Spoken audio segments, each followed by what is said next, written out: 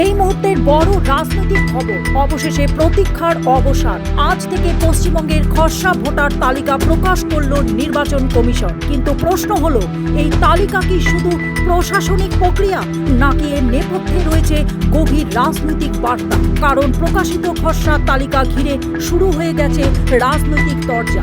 নির্বাচন কমিশনের ওয়েবসাইটে প্রকাশিত তথ্য অনুযায়ী এবারের খসড়া ভোটার তালিকা থেকে বাদ পড়েছে মোট 58,20,898 জনের নাম।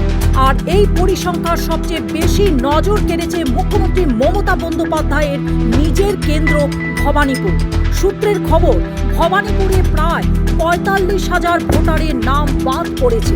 শুধু তাই নয়, মুখ্যমন্ত্রীর নিজের বুথ মিত্র ইনস্টিটিউট 207 নম্বর বুথেও বাদ পড়েছে 127 জন ভোটারের নাম। এই তথ্য প্রকাশে আসতে নবান্নে নয়, কালীঘাটে বাড়ল রাজনৈতিক তৎপরতা। ভোটারের তালিকায় এই চিত্র হাতে পেয়ে বিকালে কালীঘাটের বাড়িতে জরুরি বৈঠক ডাকলেন মুখ্যমন্ত্রী তথা তৃণমূলের সুপ্রিমো মমতা বন্দ্যোপাধ্যায়। ওই বৈঠকে ডাকা হয়েছে বিএলও 2 এবং স্থানীয় কাউন্সিলরদের। অর্থাৎ বিষয়টিকে কোনো মতে হালকাভাবে নিচ্ছেন না তৃণমূল নেতৃত্ব।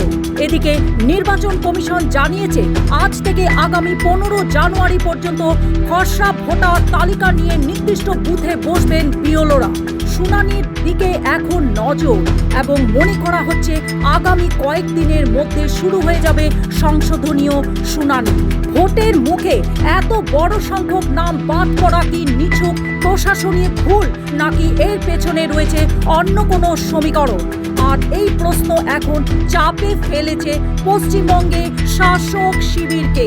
ভোটার তালিকা ঘিরে বাড়ছে রাজনৈতিক উত্তাপ, আর সেই উত্তাপের কেন্দ্রবিন্দুতে কি এখন মুখ্যমন্ত্রী মমতা বন্দ্যোপাধ্যায়? এই প্রশ্নের উত্তর দেবে আগামী কয়েকটা দিন।